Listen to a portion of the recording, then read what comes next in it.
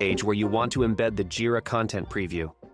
Go to your project board and click on the Share button and copy the link. Paste the Share link on your Notion page and click on option that asks you to sync Jira. Hit Get Started. You will need to enter your Jira Site URL and API token. In your Jira account, head over to the profile icon on the top right and click on Manage Account. Go to the Security tab. Scroll down to the API Tokens section and click on Create and Manage API Tokens. Click on Create API Tokens. Label your token and hit Create. Copy your API key.